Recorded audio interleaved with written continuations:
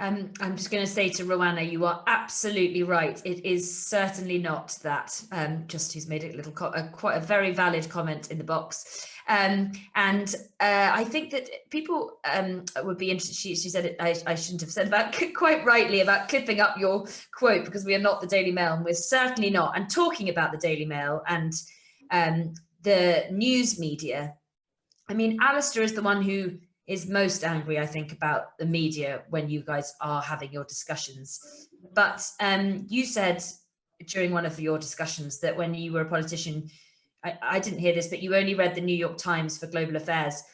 This person asks whether you think the British media has a myopic or even navel-gazing vision.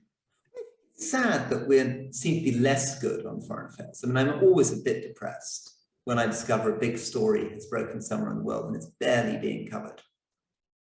And I think we are a bit lazy. I mean, I felt that our coverage on Afghanistan, even when we had 10,000 soldiers on the ground and lives were being lost, was often very, very parochial and didn't really understand what was happening in Afghanistan, didn't really understand we were a small part of a coalition with the United States.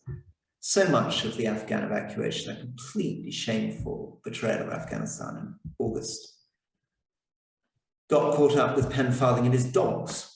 You know, whether or not we should evacuate Penfarthing's dogs. And I think that it is a pity, because I think there are some fantastically brilliant British foreign correspondents, but the newspapers don't have the money to employ them anymore abroad. The foreign stations of all these newspapers have shrunk, even in my life, incredibly. You know, most of the Middle East now barely has a stringer in place. Most of Africa barely has any correspondents left.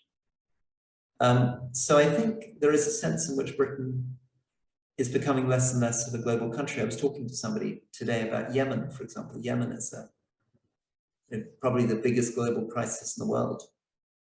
A horrible humanitarian crisis where people are literally starving at the moment.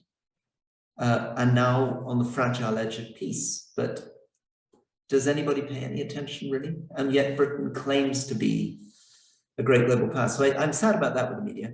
I do think Alistair slightly overdoes it. I mean, Alistair was a real punchy Daily Mirror tabloid journalist going after the Tories. You know, I think he's the guy that, admit that maybe this is being unfair to him, but I think they produce stories on things like John Major tucking his shirt into his underwear was the sort of thing. And now he's, suggesting that the entire problem of the world is tabloid newspapers and the way in which they attack politicians. So I think that needs to be taken with a pinch of salt. I think British, even in the 18th century, we were producing these incredibly sort of obscene, almost pornographic cartoons attacking politicians. It's a long-standing part of our tradition. Another thing that's really interesting, a question here relating to your time as prisons minister. I mean, I was struck to hear you say on the podcast that you think that there our prisons in Britain are the most, I can't remember the words you used, but I think the worst thing we have in Britain is our prisons, you say, something along those lines, but far more articulate. Somebody asks, you did make changes with prisons. You know, how did you do that and why can't others? Okay, so that's a very kind question. I mean, obviously a lot of what I did in prisons, I did 99% of it, is brilliant prison officers, brilliant prison governors. But I think what I was able to do as a minister, and it's probably the only job I was able to do it, is to come into a situation where prisons had been getting worse and worse and worse. So over 5 years, violence had tripled. 10,000 assaults a year to 30,000 assaults a year. And I was going into places where Liverpool, almost every window in some of the landings were broken. Prisoners were chucking rubbish out of the windows, so the whole yards were full of trash. They were sticking their hands out the windows to get drugs off drones. Nobody was being searched. Prison officers were having their eye sockets smashed out, their chins broken. Prisoners were being decapitated. I mean, it was a really brutal situation. And it was a situation which essentially everybody I asked in those early weeks and months said there was nothing that could be done. That it had been getting worse and worse, and it would just keep getting worse and worse. And when I said why, they said, well, it's very complicated, Minister. It goes all the way back to early childhood poverty and this, that, and the other. And I think the one thing I was able to do was say, no, it doesn't have to be like this. We can make these places better, and we're not going to need enormous more resources to do this, because actually I believe the prison officers know how to do this, we know how to do this, and we just have to get back to basics. And for me, that was, we're going to fix the windows, we're going to buy some scanners, and we're going to start searching people for drugs at the gate, and we're going to focus on this issue of violence, and we're going to challenge violence when it happens. We're going to set clear rules, and we're going to be loving strict, was the phrase that we came up with in the end. Show respect and affection for prisoners, but also have very, very clear boundaries, very clear sense of what was acceptable behavior and what wasn't. And we would then be able to make prisons that were safe for prisoners, safe for prison officers, safe for families. Now, that's a long answer to a question, but what I suppose I'm trying to say is, it was the one example I found in political life where I somehow got it right. I found an intervention which was relatively simple, which could be communicated, and where in that particular case I said I would resign unless I managed to bring violence down within 12 months, and we got that violence down within 9 months. We've reduced it by 17%. So it was the one-time politics where I really did feel, okay, I've got something here, but that was partly because I was dealing with a very, very extreme crisis. And I was very lucky to have some very exceptional governors that were happy to work with me on it. Well, it's good to hear a story of you know, a positive story that things do get done. And yes, you said it was the most disgraceful part of British life, prisons. And again, like with everything, it's difficult to move on because we could devote an hour to prisons, certainly, and reform. But another thing that comes up a great deal, someone's asking on the podcast, is of course, one thing you certainly disagree with, as I said, is Alistair Campbell's loathing of the school that you went to. And one of the people in the question they ask is the tribalism, because of so many people coming from the public school system. Yeah, I think there's a lot of people coming from the public school system, although of course it's getting less all the time. I mean, the fact that Boris Johnson is the Prime Minister and that David Cameron was Prime Minister before him makes this very, very raw. But the Conservative Party itself has every year fewer and fewer people from private schools. It is actually getting more diverse. You can see it just visibly if you look at Boris Johnson's cabinet. If you compare it to Mrs. Thatcher's cabinet, which are basically all white private school educated men, he has a cabinet which is much more diverse ethnically in gender terms and in terms of people's education. So it is changing in that sense. I wonder whether I don't think the place that people went to school contributes to tribalism. I think people can find tribalism in different ways. You can find tribalism ideologically. You can even, I sometimes felt when I was sitting in the House of Commons that people were channeling football, that sometimes the way in which people shouted across the aisles was exactly the same as the way that they would confront another football team. Okay, I'm going to try and get through 3 more if I can. I've been obviously hinting at this with every single question, but I'll ask again from Catherine's perspective. Would you consider returning to UK and taking a public role again, either as mayor, London mayor, for which you did so much preparation before, or in some other way? Yes, I think I would love eventually to do that. I think I would have to do it with an enormous amount of thought and caution, and work out how I would do it in a way that actually worked. How could I be successful in the system? How could I do it without completely blowing myself up? How could I actually live out the kind of principles that I'm talking about? But yes, I'd love to try again sometime. You must have, I mean, so your form, like, you haven't worked out that way yet. I haven't worked out that way because I think sadly for me, they've now changed the electoral system in London. So my London mayoral race was predicated on the fact that, a bit like the French presidential system, was the way that Macron came through, that if you came second, if I'd come second to Sadiq Khan, there would then be a second round of voting if he didn't get 50%, at which point, hopefully the Conservative votes would have come to me in addition to the 20% I had, and I would then have been able to win in the second round. That's the way independents win. They've now changed it to a first past the post system, which makes it much, much more difficult for an independent to come through. But I think it can be done. I think if anybody's listening on the show who wants to run as an independent to be Mayor of London, I think the answer is you've just got to stick at it for a very, very, very long time. You've just got to keep building your machine. You've probably got to lose a couple of elections and you'd eventually win on the third. But you require some very patient donors. You require lots of investment in doing that. And you basically have to dedicate 10, 15 years of your life to the project. So Jordan J asks, if you were an MP now and received an FPM for a party at Downing Street, would you feel obliged to resign? Yes, I think so. Yeah, I hope so. I mean, some people's criticism of my political career is I'm a little bit too keen to resign. I quite like resigning, but no, I think it's very. I think resignation is a really important thing. I mean, yeah, Boris Johnson, we're not asking him necessarily to resign as an MP. We're asking him to resign as Prime Minister. He can remain on the back benches if he wants. But Amber Rudd, for example, resigned over Windrush.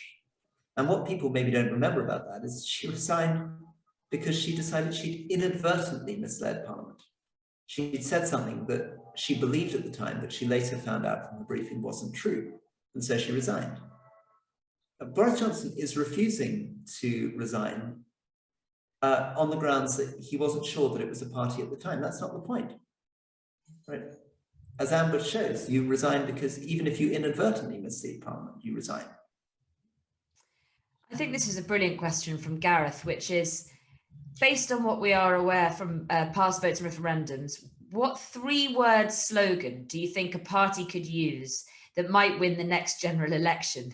Based on get Brexit done or take borders back, take back control. I was never a fan and so sad that this matters in modern democracy. I'd go with use common sense, but don't think it will take off. Oh, I love, I mean, I love. Honest and open and supporting the charities you do. I think common sense is a really powerful concept. I'm not sure it's the slogan that wins, but I think there's something really powerful there. I mean, I would quite cheekily be tempted to run against Boris Johnson on take back control at the moment. I mean, the sense of a government completely out of control, completely unaccountable to the people is so strong that I'd be tempted to turn that round on him. You know, we've lost control of our parliament, we've lost control of our prime minister, we've lost control of truth, we've lost control of decency, we've lost control of common sense. So I'd be tempted to do that. I mean, I also would be tempted to run on less talk, more action. But fundamentally, I think if you're going to run against Boris Johnson, you've got to make morality and integrity the core of it. You've got to say, yeah, I'd run on enough is enough. I love that, but I think that's what we all got told as children, didn't we? When we misbehaved, I feel like that's definitely. Someone says doing things together. Yeah, it's great. I'm all for that. Yeah. I just spotted another question that I think would be a good one to ask you. Yes, I mean, we hinted at this before, but how many people in Parliament, somebody who's anonymous says, would have their conscience actually step up and comment against the PM, especially considering they'd be ostracised and pushed out of a well-paid civil servant job? So perhaps people just wouldn't do that, although they have recently. Yeah, people have. It's very interesting. You see Conservative MPs occasionally coming out and speaking against them, then they retract. There's these very odd moments. Charles Walker, for example, who came out and said Boris should go about Partygate, suddenly changed his mind 2 days ago and gave an interview saying, I don't know what I got into, but now I've decided that Boris Johnson is like some miraculous cricketer who comes on in the last over and somehow, I don't know, takes 4 wickets or scores. I mean, he's got this weird idea that somehow he needn't play by the rules for other people. So you can see the pressures going on, that Boris will use his immense charm. He's very, very charming. I mean, he's successfully talked around any number of wives, mistresses, bosses, fellow MPs into forgiving him again and again and again. And he'll be doing that. He'll be, anyone who's calling him to resign, he'll be getting them round for a drink in Downing Street saying, come on, ready, let's get on with this. We've got the Ukraine war to fight and this, that, and the other. And the whips will be chuntering and MPs will be turning their backs on you and your constituency. Maybe they're calling up your constituency chair and Your local councillors are getting in touch saying, ease off on this. So I think it's important to understand the number of pressures, but still some Conservative MPs have spoken out against them. Tobias Ellwood has very clearly, Tom Tugendhat has very clearly, Greg Knight, I believe, has very clearly. So I think, you know, people are doing it, but not as many as I'd like. So a relatively easy and light question to finish off, but really important. I mean, I know that you're, of course, you've written many books. Sorry, it's not Greg Knight, it's Roger Gale who's been speaking out against me. That's Paul Greg Knight's going to be very cross with me. Yes, okay, we'll get that straight. But it's still a brilliant question, and it's really important. You obviously read a lot. You talk about books that you've both read a lot on the podcast, and you've, of course, written many, and we are a very books central place, the How To Academy. So what book, I mean, I think it's an impossible question to isolate one, but perhaps you can, would you recommend to everyone? Goodness gracious me. Well,